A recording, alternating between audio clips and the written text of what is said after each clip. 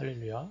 하나님의 크신 은혜와 사랑이 오늘도 주일 예배에 참여하신 성도 여러분에게 함께 하시기를 기원합니다. 잘 알다시피 지난 10월 29일 날 서울 이태원 할로윈 축제에서 가슴 아픈 참사가 있었습니다. 그 사고로 많은 사망자와 부상자가 발생했습니다.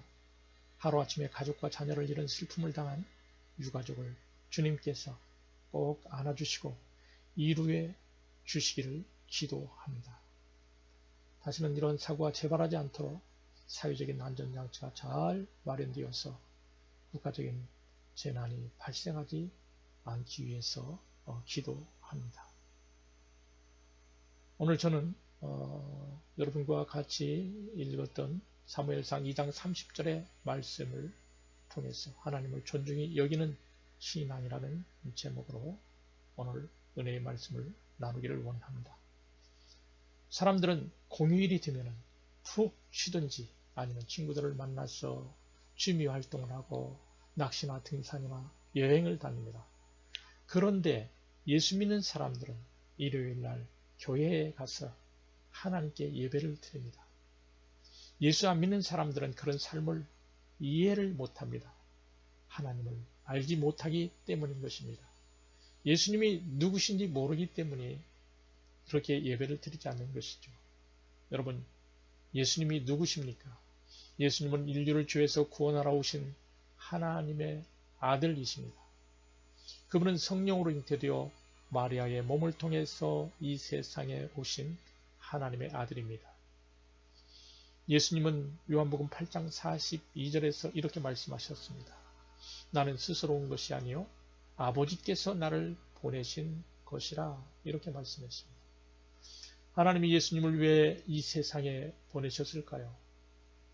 예수님께서는 요한복음 6장 38절에서 내가 하늘에서 내려온 것은 내 뜻을 행하려 함이 아니요 이렇게 말씀했습니다.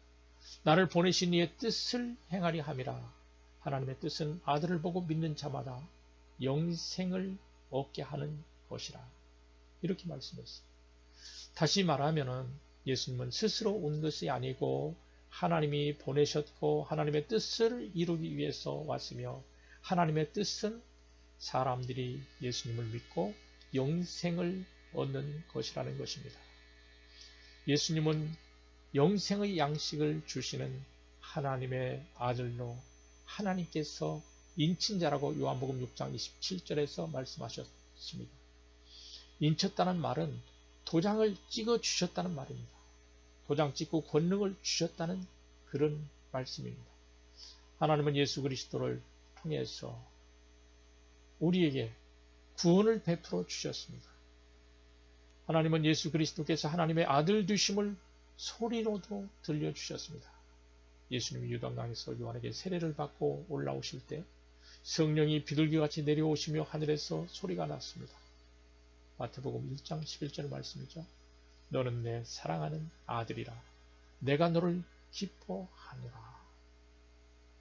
베드로 그리고 요한 그리고 야고보와 함께 예수님께서는 변화산에 오르셨을 때 거기서 모세와 엘리야를 만나 이야기를 나누셨습니다.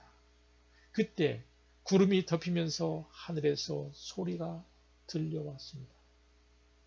이는 내 사랑하는 아들이니 너희는 그의 말을 들으라 라는 말씀이었습니다. 또한 예수님은 십자가에서 죽으시고 부활하셔서 하나님의 아들로 인정되셨습니다. 하나님의 아들로 인침받으신 예수님을 믿는 것이 바로 하나님의 일이라고 성경은 말합니다. 예수님은 요한복음 6장 29절에서 예수께서 대답하여 이르시되 하나님께서 보내신 이를 믿는 것이 하나님의 일이니라 이렇게 말씀하셨습니다. 하나님의 일은 다른 어떤 것이 아닙니다. 우리를 위해 죽으시고 부활하시고 승천하시고 다시 오실 예수님을 믿는 것이 하나님의 일입니다. 기독교인들은 일요일을 주일이라고 합니다. 주일의 말은 주자라는 말은 주인, 로드를 뜻합니다. 주인님이 날이라는 뜻입니다. 여러분, 우리의 주인은 누구일까요?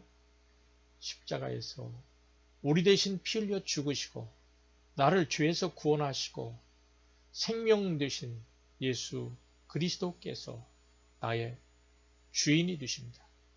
그래서 주님을 보내주신 성부 하나님과 구세주 되신 예수 그리스도와 예수 그리스도를 믿으며 살도록 날마다 우리를 도와주시는 성령 하나님을 예배하고 찬송하는 날이 바로 주일날입니다.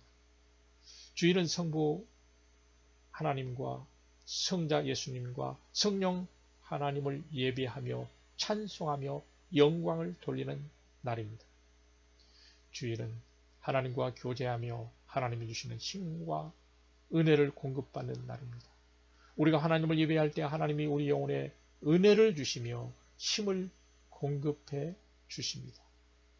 우리 몸은 밥을 먹어야 힘이 납니다. 그렇듯이 우리의 영혼은 하나님의 말씀을 들어야 힘이 납니다. 그래서 예수님도 사람이 떡으로만 사는 것이 아니라 하나님의 입에서 나오는 말씀을 먹어야 산다라고 말씀하셨습니다. 밥으로만 살 수 없습니다. 하나님의 입에서 나오는 말씀을 먹어야 우리가 삽니다. 밥으로 빵으로는 절대 우리 영혼에 힘을 줄 수가 없습니다. 운동으로 여행으로 또는 여가나 축제 등에 우리가 시간을 소비함으로 우리의 영혼에 힘을 줄 수 없습니다. 영혼에 힘을 주는 것이 무엇일까? 하나님의 말씀이 우리 심령에 들어가야 우리 영혼이 힘을 얻습니다. 시편 기자는 이렇게 말합니다. 나 곧 내 영혼은 여호와를 기다리며 나는 주의 말씀을 바라는도다. 하나님의 말씀은 우리 영혼의 양식이 됩니다. 영혼이 힘을 잃으면 육신이 힘을 잃게 됩니다. 영혼이 잘 되어야 육신도 건강하게 유지됩니다. 요한 사도는 성경에서 이렇게 이야기했습니다. 사랑하는 자여 내 영혼이 잘됨같이 내가 범사에 잘되고 강건하기를 내가 강구한다. 영혼육의 잘되는 순서를 기원할 때 영혼을 육체보다 먼저 이야기하는 것입니다. 영혼이 잘되는 것이 첫째입니다. 그 다음이 육체입니다. 순서가 바뀌면 안 되죠. 영혼이 먼저 잘 되고 하나님과의 관계가 잘 되면은 모든 일이 잘 되고 몸도 건강도 유지되게 된다는 말입니다. 주일날은 하나님이 주시는 은혜로 말미암아 영혼이 잘 되는 날입니다. 하나님을 예배하며 말씀을 들으므로 영혼이 새 힘을 얻고 새롭게 되는 날이 주일날입니다. 우리를 창조하신 하나님과 영으로 소통하며 하나님이 주시는 힘을 얻는 날이 주일날입니다. 주님을 찬양하고 예배하는 가운데 주님이 주시는 안식의 기쁨을 누리며 그 기쁨을 이웃과 더불어 나누며 하나님의 사랑과 은혜를 누리는 날이 주일날입니다. 우리가 주일날 일을 하고 손을 놓고 하나님과 함께하는 안식의 시간을 가져도 우리 필요를 넉넉히 채워주시는 하나님의 은혜를 우리가 체험할 수 있습니다. 우리가 주일날 일하지 않으면 망할 것 같아도 그렇지 않습니다. 주님이 예배하는 주님의 백성을 보호해 주시고 책임져 주시는 것입니다. 주일날 일하지 않고 교회에 나와서 예배 보았기 때문에 망하거나 실패하지 않습니다. 예수님은 이렇게 말씀합니다. 공중에 나는 새를 보라. 들에 핀 백합화를 보라. 너희 천부께서 먹이시고 입히시지 않느냐. 하물며 너희 일까보냐.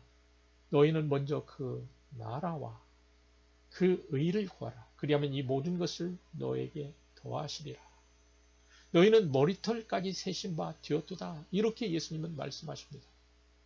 주일 예배에 참석해 하나님을 예배하는 일은 하나님을 존중하는 그런 태도입니다. 세계를 경영하시는 창조주 그분을 예배하는데 하나님이 왜 책임지시지 않겠습니까? 주일은 전능하신 하나님의 사랑과 임재 가운데 거하는 날입니다.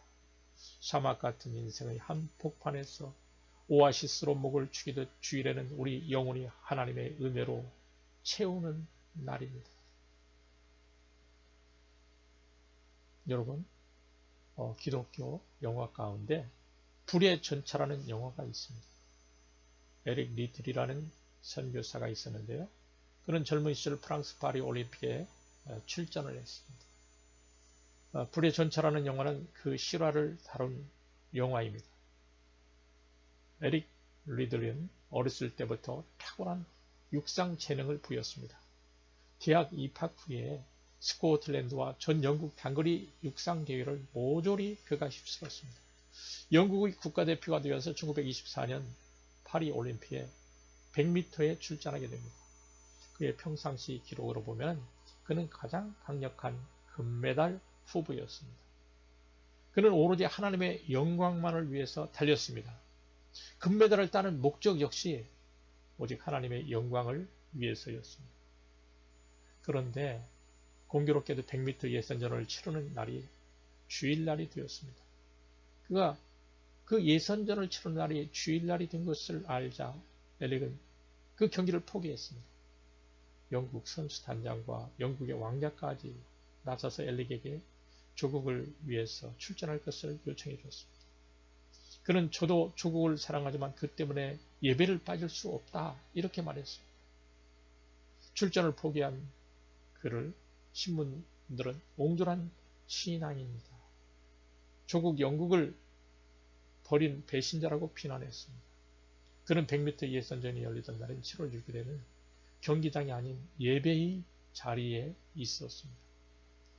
엘릭이 100m는 포기했지만 하나님은 그에게 400m를 뛸 수 있는 그런 기회를 주셨습니다. 그러나 400m는 그의 주종목이 아니었습니다. 400m 뛰어난 기록을 보유한 세계적인 선수들이 많이 있었습니다. 그러나 그는 그 400m 결승에 진출했습니다. 출발선에 서 있던 그에게 한 동료가 와서 쪽지를 전달합니다. 그 쪽지에는 성경 말씀과 격려의 글이 적혀 있었습니다. 사무엘상 2장 30절 말씀이 적혀 있었습니다.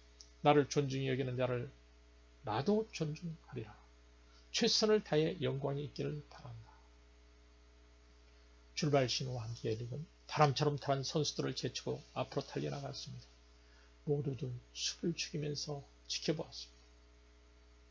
전문가들은 엘릭이 저런 속도로 유지하다가는 도중에 쓰러져 죽을지도 모른다 이렇게 불안감을 표현했습니다. 그는 모든 사람들이 지켜보는 가운데 놀랍게도 강력한 우승 후보들을 다 제쳤습니다. 47.6초라는 세계 신기록을 그가 세우면서 전 세계인들이 지켜보는 가운데 당당히 금메달을 목에 걸었습니다. 엘릭이 하나님께 예배드리는 주의를 귀히 여기고 존중하니 하나님께서 엘릭을 존중하고 자기 종목도 아닌 400m 경기에서 금메달을 얻게 해주신 것입니다. 성경은 하나님께서 성경을 통해서 이렇게 말씀합니다.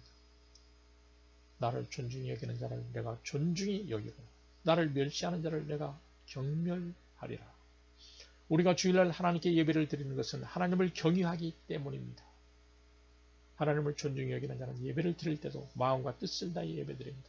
예수님은 하나님은 영이시니 예배하는 자가 영과 진리로 예배할지니라 이렇게 말씀하십니다.